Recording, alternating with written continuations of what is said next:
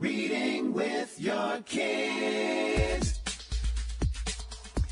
Hola, ni hao, konnichiwa, assalamu alaikum, shalom, mahaba, moni muli wanji, namaste, jambo, bienvenidos. Hi, my name is Jadley, and this is the Reading with Your Kids podcast. We are coming to you from the beautiful neighborhood of Reedville in the southwest corner of Boston, Massachusetts. We're so delighted and honored that you are joining us in our mission to help families grow closer through reading. Please be sure to subscribe to the show on the iHeartRadio app, on Apple Podcasts, Spotify, Amazon Music, wherever you find your podcast. Our guest today is Tracy Todd. She is here to celebrate a beautiful new picture book. It's called Nina, a story about Nina Simone. Hey, Tracy, how are you? Hey, I'm great. I'm so happy to be here. Thanks for having me. I'm excited to have you on too. Now, the Nina that we're talking about, I was going to say it's not about a cute little girl, but actually, I guess it kind of is. At least it starts that way, right? Yeah, for sure. Can you tell us, Nina Simone. Yeah, Nina Simone. Tell us a little bit about this book, please. Sure. So this is a picture book biography of Nina Simone. And of course, that's her stage name. She starts out as Eunice Wayman. And it tells the story of her growing up in Tryon, North Carolina, and her sort of blossoming into activism as an adult. So it talks about her racial trauma and all of the things that she sort of went through as a child, in addition to her sort of musical genius that was cultivated and honed by various people. She learned from her dad. She learned from her mother, who took her to church. Her mother was a preacher. She took classical piano lessons with a sort of local piano teacher named Miss Mazzy. And she went on to Juilliard, and she just accomplished amazing things. But right around the time when she was accomplishing all of her goals as a classical pianist, the civil rights movement was very much in full swing, and she was influenced by her friends, Lorraine Hansberry and James Baldwin, to become active in the movement. And so the book really sort of climaxes with her activism. Yeah. A question that pops out right away. You talked about, some of the struggles and pain that Nina went through. This is a picture book. Why do you think it's important for young kids, the typical audience of picture books, to know about these painful moments? Well, first of all, I think that picture books can be for any audience. I think that, obviously we are traditionally thinking of picture books as for young children, but I think older children can come to picture books too. Secondly, I think that this is the truth, and young children can handle the truth, especially if they are being told the truth or read the truth by a loving adult, so that they can help put everything into context. But I think Nina's is a story that deserves to be told, and mine is not the first picture book about her, although it is the first picture book that sort of focuses on this narrative arc. I think that children deserve to know hard truths. And I think that if they know these things, if they know the truth, they can do better in the future. I think we do them a disservice if we don't tell them what really happened, and if we don't sort of portray things as they really were. And I think young children are ready to hear some of that truth.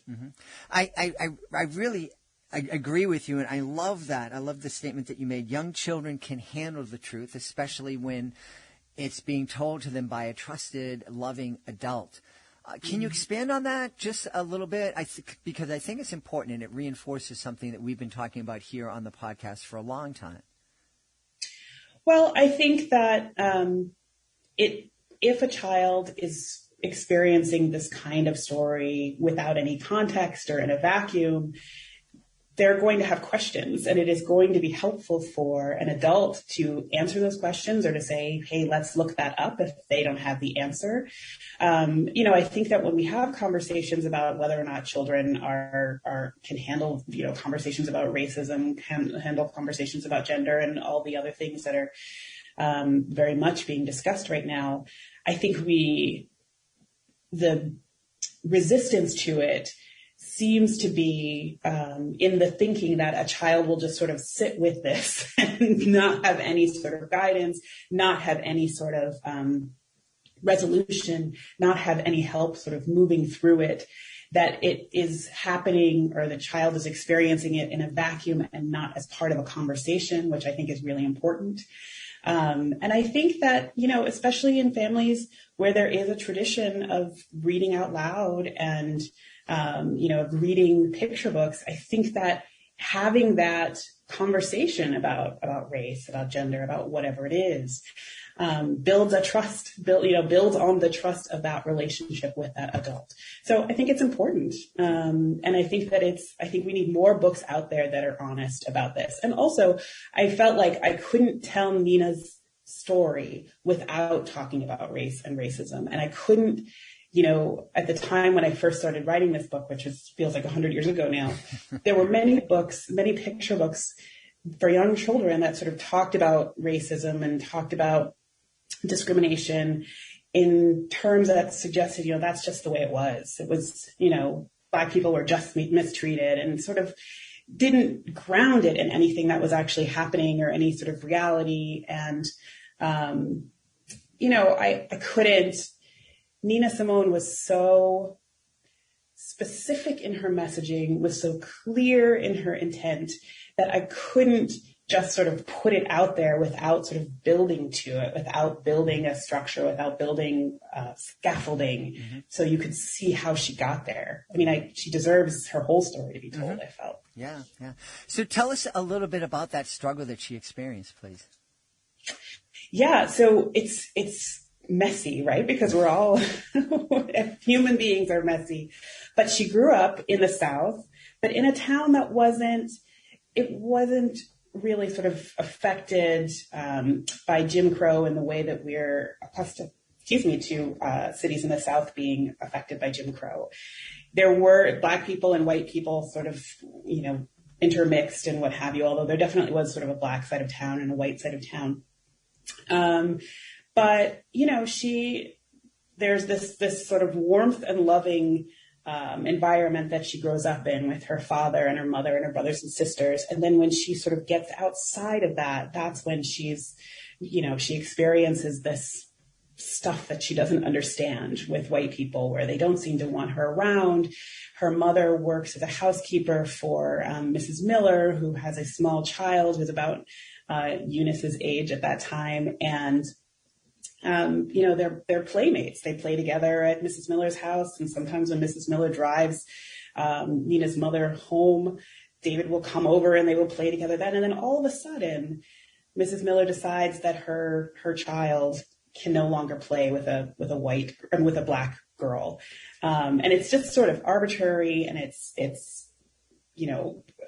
feels it's coming out of nowhere. So it's really abrupt when I talk about it in the picture book, that separation. But it's something that, happened again and again. James Baldwin talks about it, and Toni Morrison talks about it, this sort of separation. And it's this moment for a lot of Black children when they realize for the first time that what it means to be Black, or that there is something about them that is separate. And, that was one of the key moments. And then there was another moment when Nina was like 10 or 11, I think, and she gave a recital at the library, her hometown library, and her parents were sitting in the front row so she could watch her fingers play the piano. And then they were asked to move to a back row seat so that a white couple could sit. And, this is all happening while Nina's on stage. She's about to start playing and she doesn't know what's going on. And all she knows is that her parents are being removed, and she just sits there and doesn't play until her parents are brought back. It's hard to imagine what she was actually feeling in that moment. I mean, there must have been so much fear and confusion, and she probably didn't entirely connect it to race because, who knows what her conversations about race had been up until that point. But these are things, the moment with Mrs. Miller's son, the moment at the recital, these are things that she held on to and that sort of she carried with her into adulthood, so that when she became an activist, when she was involved in the civil rights movement, this was part of what informed her activism. So it didn't just happen because Black people were marching in the streets in the 60s and the 50s. It happened because of her own personal narrative as well. I'm imagining that would be a very powerful moment for a family to experience together as they're reading Nina and getting to that point. And I can just imagine my own son or daughter looking up to me and saying, why can't they play together anymore? I don't understand that. Yeah. And I would be at a loss to say, I don't know either. But that willingness for the parent to kind of admit, I don't know. Let's talk about it some more. That's something that we've been encouraging families to do since we started the show. I believe that being up on that pedestal that our kids put us on, that we know everything, it's a really hard place to stay. And I think admitting to our kids that we don't know why something like racism exists is the start of hopefully the solution of working together to, at least if we can't eliminate it in the world, we can do our best to eliminate it within our family and in ourselves. Yeah. I mean, and, the truth is you can figure out why racism exists. You can go back and do that study, and it's not an easy study. And, there are answers to those questions. They're just hard answers, and they require a reordering of thinking in a lot of ways, especially in this country. And I actually, I started out when I answered your question previously by saying that people are messy and all of this was messy. One of the things that was also important to me to do was to talk about Mrs. Miller in this moment where her son and Eunice were separated, but also show how helpful Mrs. Miller was in furthering Nina's career. I mean, she introduced Nina to Ms. Mazzy, who became a piano teacher and who was sort of a lifelong mentor and friend. So there were many dimensions to Nina's relationship to whiteness, especially when she was a child, and certainly too as an adult. Yeah. Wow. So, I mean, the thing that comes to mind is so stupid. These feelings and hatreds and prejudices that we've been suffering with. Certainly, Black people have been suffering, but I think we've all as a nation have been suffering from this because it's prevented lots of folks from having deep, meaningful relationships with people that they would have loved otherwise if those barriers, those prejudices didn't exist. I wish I was more articulate about this. This has been an issue that's been, part of my life for all of my life. I've been called not racial epithets, but racial epithet lovers throughout my, and just didn't understand it, and I still don't understand it. And I guess I don't wish to understand the hate. I do wish to figure out a way for us to move forward. Yeah, I mean, I think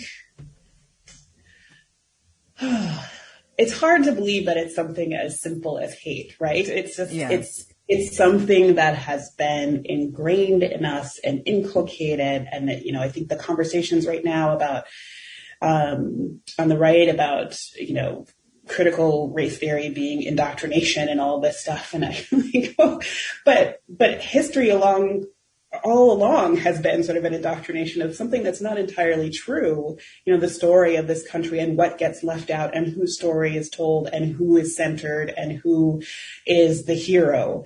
That the lack of truth in the stories that we tell ourselves about this country is a form of indoctrination. And when I was a kid, we said the Pledge of Allegiance every morning. So like talk about the indoctrination.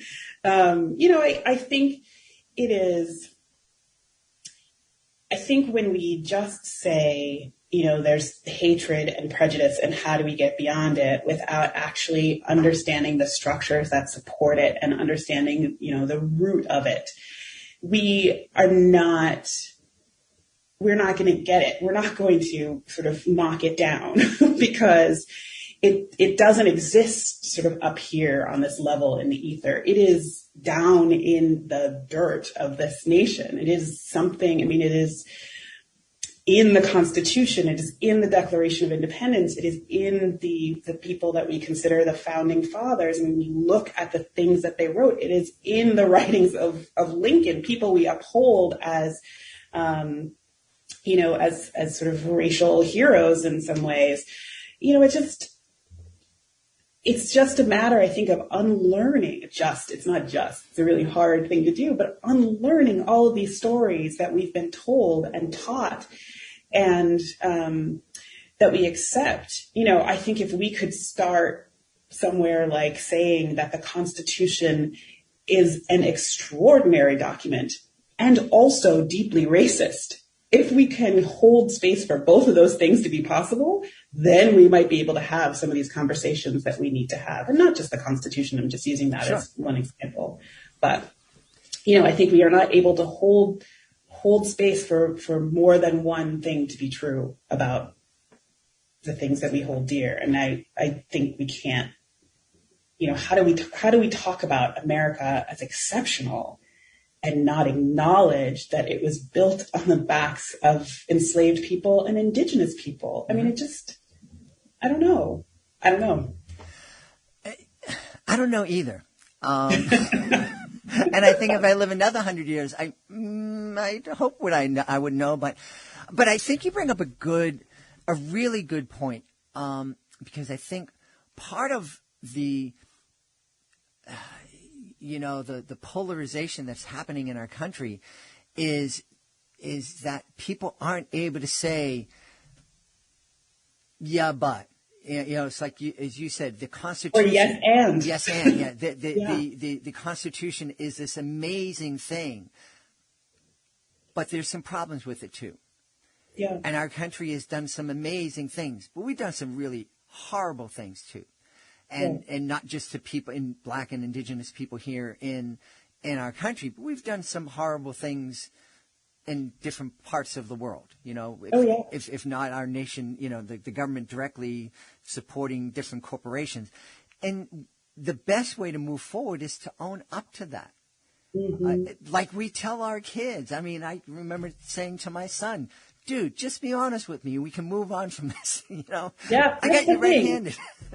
It's the moving forward, right? It's not, you don't have to sit in the trauma. You don't have to sit in the pain. You have to acknowledge the truth. You have to acknowledge the trauma and then move forward, which is why, even though I know that Nina is a really difficult book on some level, especially for a young child, I ended it with hope. Mm-hmm. There is a future. It is future looking. It is moving forward. So I think, we have to acknowledge those truths, but I think things are working exactly the way they're supposed to work. Like we are supposed to, sort of the structures of things are set up such that if they are challenged in any way, they have to be defended. Mm-hmm. They have to be, otherwise, the walls might come tumbling down, and where would we be? So, I don't know. There's a defense mechanism that has been put up that is so invisible that it's hard to question. It is, but it's important for us to question. Absolutely. And I can't believe we've been talking almost 20 minutes here about Nina and about her life and her struggles, and we haven't acknowledged the fact that she was an incredible artist. Yeah. She was. So talk a little bit about her music and her artistry, please. Yes. I wish that I had the musical acumen to really sort of delve into the intricacies of all the things that she was doing. People who have that kind of ear can hear, all of her various influences. But she learned to play the piano on her father's knee. He was an entertainer who sort of, played sort of ragtime and what have you, and could only play the black keys. And people who know music know about the pentatonic scale and what that means and all those things. But that's sort of the blues scale, and that's the scale that you hear in blues music. So I always feel a little strange when people talk about Nina as a jazz musician, because really any of the music that was a departure from her church music and her classical music felt like blues to me. So that came from her father. He would sit her on his knee, and they'd play the piano, and eventually she could play on her own, and her father would sit out on the porch and sort of listen to her play. Her mother, as I mentioned, was a preacher and was very religious, and so thought that, jazz and blues and all of this was the devil's music. And so, Dad was sort of lookout on the porch, and when Mom was coming, he would signal to Nina to switch, and she could switch. She could move from that jazz, blues, dance music into church music without missing a note. She just had that ear. She could do it.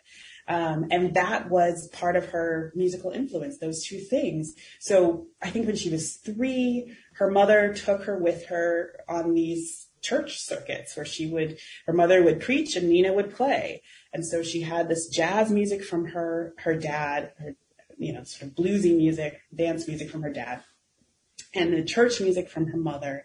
And then she, I said her mother worked for this woman named Mrs. Miller, and she would tell Mrs. Miller about how incredibly talented her daughter was. And then Mrs. Miller was like, well, we should do something about this talent, and introduced her to Miss Mazzy, who taught Nina to play classical music. And Nina loved Bach most of all. That music was so complicated, and it had all these crescendos and, what have you. So she had her father's music, her mother's music, and classical music. Those were the influences that she sort of came together when she was an adult. But as a young person, she really wanted to be a classical pianist. So she went to Juilliard, and then she applied to the Curtis School of Music in Philadelphia, and she was not admitted, and it was sort of devastating for her. She heard that it was because she was Black, and that was, yet another thing. It just sort of recalled all of these traumas from her childhood, and she thought that was the end of music for her. But she became a piano teacher, and her piano students told her about these bars in Atlantic City that would hire pianists to play into the wee small hours. And she took one of those jobs, and then she brought all of her influences together, the church, the jazz, the classical music in these bars. And she sort of honed her talents, and she could do whatever she wanted as long as she sang. And she gained a following in New York as well as Philadelphia and New Jersey. And, she just became sort of the toast of Greenwich Village and all of these places back then. And that's how she became friends with people like Lorraine Hansberry and James Baldwin, who were in her ear about activism, which she was not ready for right away. Mm-hmm. And, she had this is like an incredible detail that I couldn't believe, a coincidence that I couldn't believe that, came to be. But her first performance at Carnegie Hall was the same night that King was arrested, or during the same time that he was arrested and in Birmingham and sitting in the Birmingham jail. Wow. And so I was able to create a contrast. Finally, Nina had reached this sort of dream state, this dream status, playing at Carnegie Hall, playing, I think it was 18 songs or what have you, before a huge audience, a sold out crowd. And at the same time, King was sitting in Birmingham jail. Mm. And that's when I was able to sort of make the shift in the book to her activism and her awareness of what was going on, which she was aware of. She knew that people were marching and protesting, but, she didn't really join until 1963 when Medgar Evers was assassinated, when the church bombing happened in the 16th Street church bombing in Birmingham, and the 4 girls were killed. That's really just what set her off. I I don't know if I can say the name of the song, but that inspired her to write, sort of one of her most forceful civil rights anthems. Yeah. Did Nina suffer at all because of her activism? Oh yeah, for sure. But she also was really aware of her audience, right? In a lot of songs, she was singing to white people on behalf of Black people. So songs like the one whose name I don't know if I can say it. But there's a line in there that you don't have to live next to me, just give me my equality. She's not talking to Black people. She's talking to white people. Backlash Blues, which was written by Langston Hughes. There's a line about white backlash, your mean old white backlash. There's a line in I Wish I Could Know How It Feels to Be Free, where she sings, I wish you could know how it feels to be me. She knew that she had an incredible white, a lot of white people enjoyed her music. And so she used that to her advantage. She also sang to Black people, obviously Young, Gifted, and Black and many other songs. But she knew who her audience was, or a lot of her audience anyway. And so, yeah, it was quite intentional. And she wanted to carry on that fight. For a long time after 1963, which is when she wrote Mississippi, she was in lots of concerts, and there were lots of, it's incredibly joyful footage of her sort of singing before these audiences and what have you. So her career continued after that.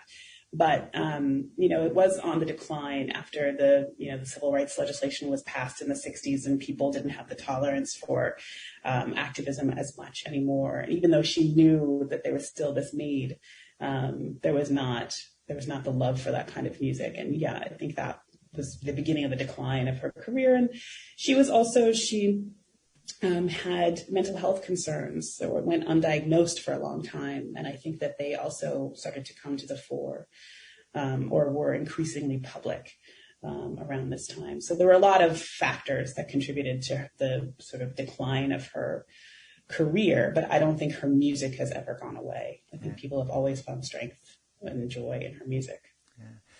Yeah. As you're talking to me about this book, we started off talking about it being a picture book and acknowledging the fact that picture books can bring a lot to older audiences as well, and it can be very meaningful for adults. This is definitely a book that I think can touch a lot of hearts, a lot of different age groups.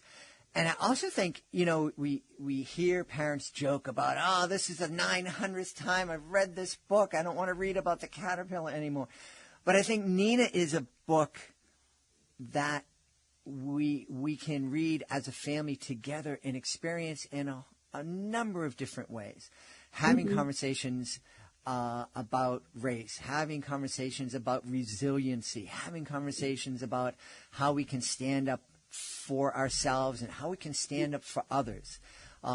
So many different conversations that can really make Nina a super important addition to I think, any family library. Oh, thank you. Yeah, I agree. I think it works on a lot of levels. It's not a book that I imagine. I mean, I hope that kids will want to curl up with it at night, but it's not that. It doesn't feel like that kind of book to me, although I did try to tell it as if it were a story.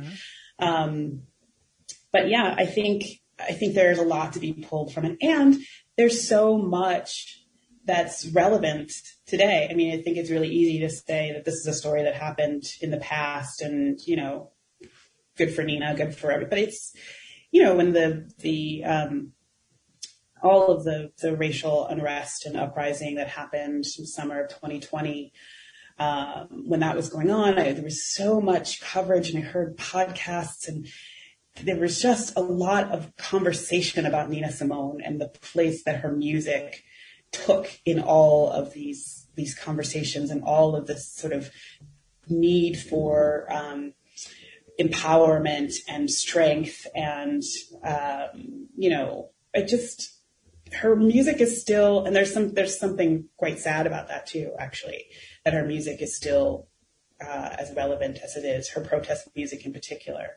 It's interesting when when people tell me, I tell them about this book, and they tell me how much they love Nina Simone, and I say, oh, what's your favorite song? And it's usually Feeling Good, or, something that is not protest music.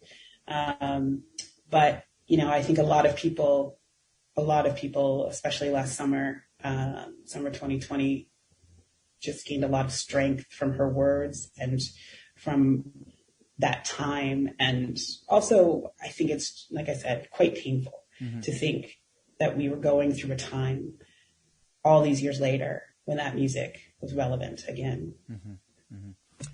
Well, I know people are absolutely going to want to know where they can go to find out more about you and find out more about Nina.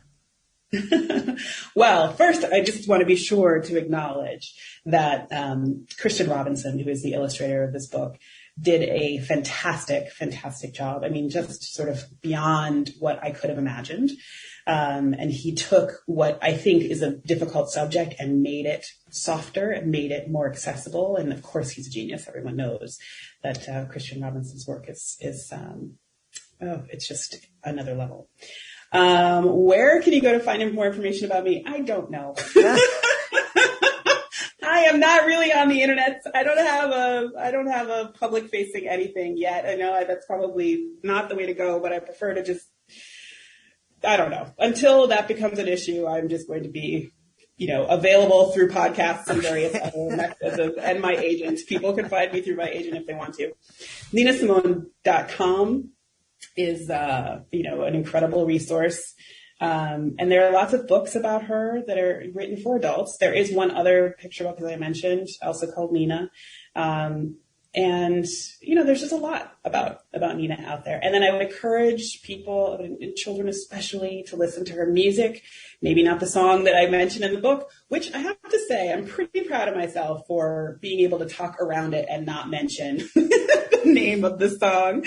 But other songs, like I wish I could know how it feels to be free. Backlash Blues. There's a song called Turning Point, which is very much about that moment when Black children and white children are separated. It is beautiful and heartbreaking. And then, of course, Feeling Good, and all of our other sort of more upbeat and commercial songs. There's plenty to be enjoyed for all ages. Awesome. Well, we've had it. This has been a wonderful, and at some points it was a difficult conversation, but I think it was a really important conversation. And I think that Nina, A Story of Nina Simone by our guest Tracy Todd, is a book that's going to inspire lots of really important conversations with families. And we're really happy we had this opportunity to spend time with our guest, Tracy Todd. Hey, Tracy, thanks for being with us. Thank you. What a pleasure this was. Please be sure to join us for the next episode of the Reading with Your Kids podcast. Our guest will be Salvador Gomez Colon. He'll be celebrating his really powerful book. It's called Hurricane, My Story of Resilience. You don't want to miss it. It talks all about his experience in the wake of Hurricane Maria that devastated the beautiful island of Puerto Rico. I want to thank the folks who made today's show so wonderful. Chris, I want to start by thanking our guest, Tracy Todd. Be sure to check out Nina, a story about Nina Simone. I also want to check out Nina's music, too. Also want to thank my team, Alejandra Doherty, Fatima Khan, Rory Grady, Michael Murphy. I want to thank my beautiful wife for all the support she gives me. Most of all, we all want to thank you. Thank you so much for taking the time to join us today. And as always, thank you so very much for taking the time to make the world a better place by reading with your kids. I'll be looking for you in the next edition of the Reading with Your Kids podcast.